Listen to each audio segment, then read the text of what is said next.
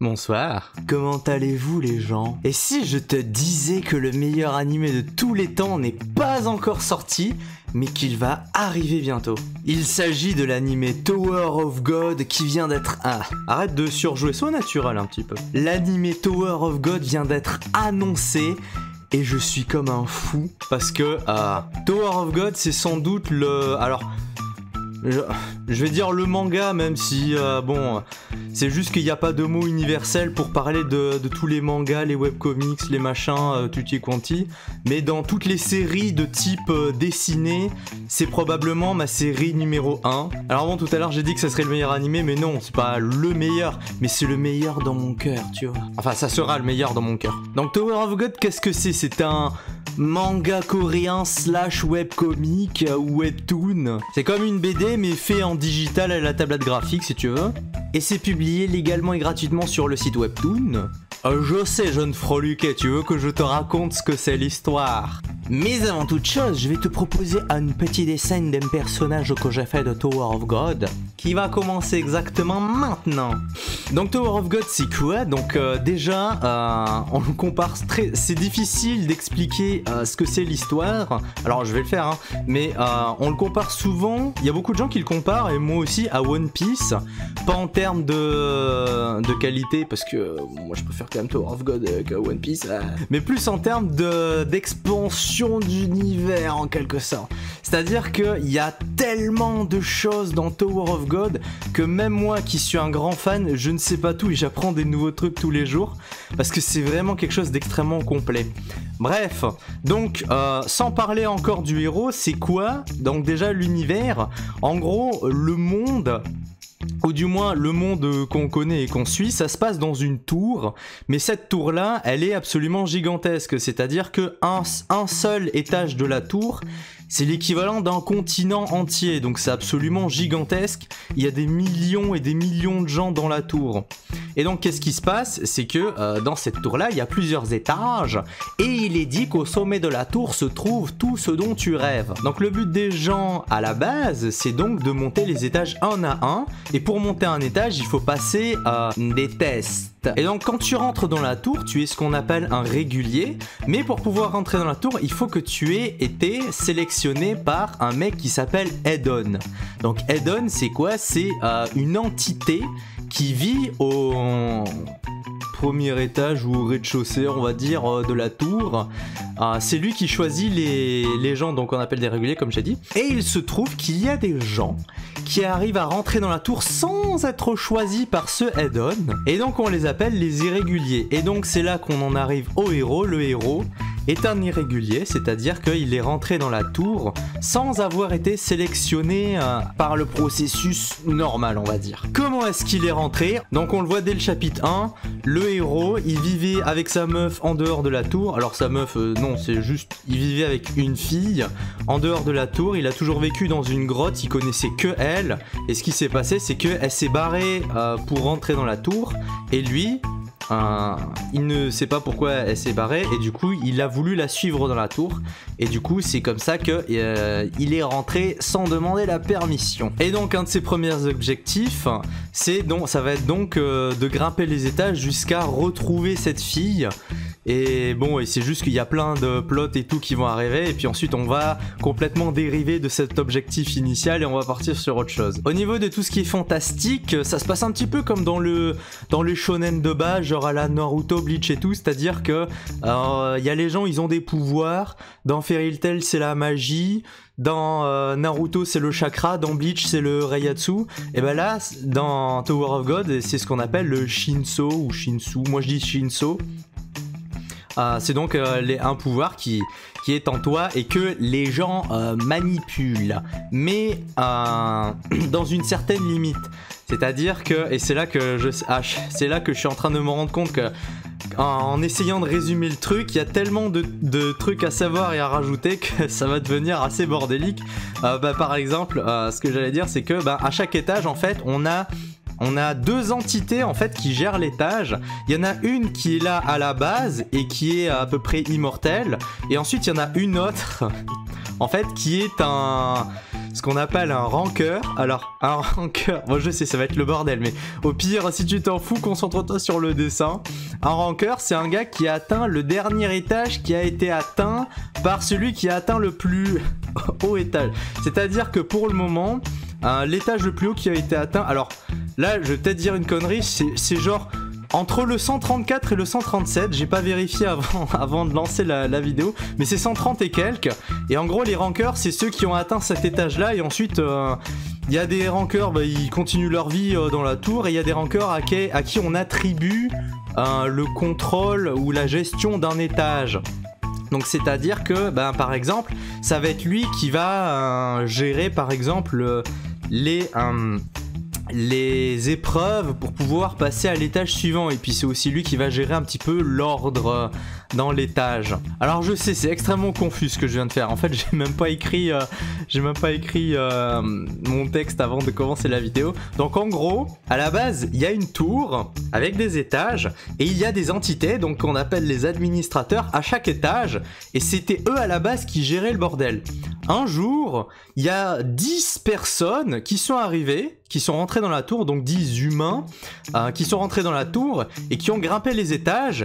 Et puis justement, à l'étage 130 et quelques, celui au max, il y en a un qui s'appelle Jahad ou Zahad, je sais pas comment on le prononce en français, qui a passé un contrat et en fait il est devenu le patron, le big boss. Et ensuite, bah du coup, en étant le patron, il a donné du coup le pouvoir de contrôler ces étages-là à ses sous-fifres, en gros, qui ont remplacé les entités qui étaient là à la base. Mais les entités qui étaient là, elles sont toujours là, c'est juste que elles sont en stand-by en quelque sorte.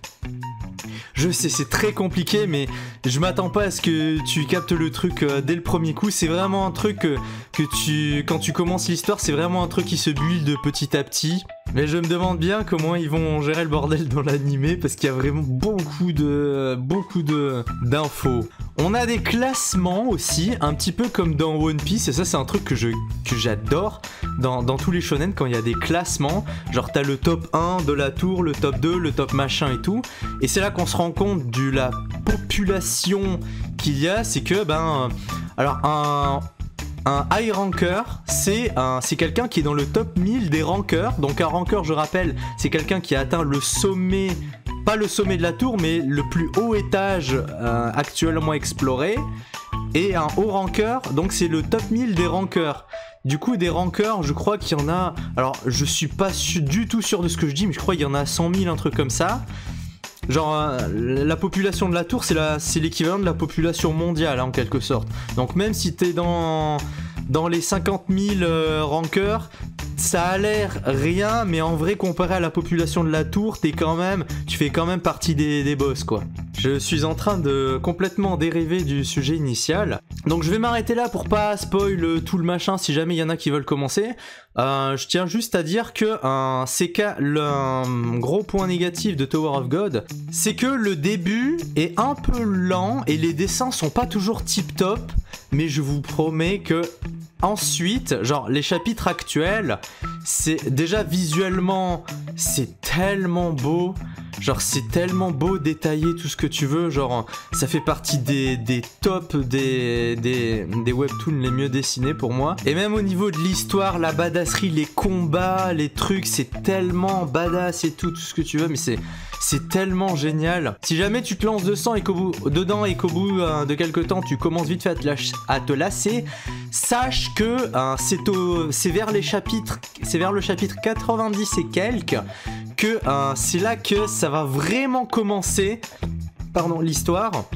C'est qu'au chapitre 90 et quelques, donc c'est à la fin de la saison 1, parce que c'est divisé en saisons en quelque sorte.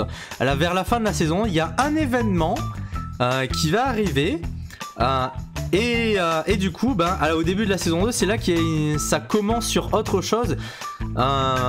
Et c'est là que ça va vraiment commencer. Alors bon, il y a quand même 90 chapitres à se taper, mais c'est également là que tu vas apprendre à connaître le nouveau personnage que tu vas détester le plus dans tout ce qui existe, voilà. En ce qui concerne le personnage que je suis en train de dessiner, que tu vois juste au-dessus, il s'agit donc d'un personnage qu'on voit, je crois, dès le chapitre 1 ou le chapitre 2 peut-être, enfin dès le début quoi, qui s'appelle Yuri Jahad.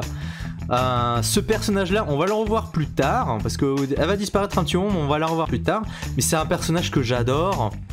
En gros c'est un high ranker, donc dans le top 500 je crois, un truc comme ça, et qui est vachement puissante, genre c'est la meuf qui pète la tronche à tout le monde, mais bon voilà, on a déjà vu des pouvoirs de elle, c'est vraiment... je crois que c'était la première fois qu'on a vraiment vu des rankers se déchaîner, je crois que c'était avec elle. Alors je peux pas dire qu'est-ce qui s'est passé, mais c'était époustouflant, genre c'est un truc de ouf quoi. Genre c'est vraiment, j'étais devant mon écran, j'étais là, genre c'est là que tu te rends compte de l'échelle des puissances, c'est tellement immense dans cette œuvre. C'est qu'à chaque fois que tu vois quelqu'un qui a l'air immensément puissant par rapport à quelqu'un d'autre, bah tu te rends compte que c'est une grosse merde comparé à des gens tellement plus puissants quoi. Genre c'est un truc de malade mental. Et donc voilà, donc la fille que je dessine juste au-dessus, c'est une fille qui adore se battre. Ça va être le genre de fille, si tu lui parles mal ou que tu te la pètes un peu ou que tu la sous-estimes, elle va te donner un coup de poing, elle va te décrocher la mâchoire, et voire plus que la mâchoire même. Bref, je te laisse avec la fin de la vidéo.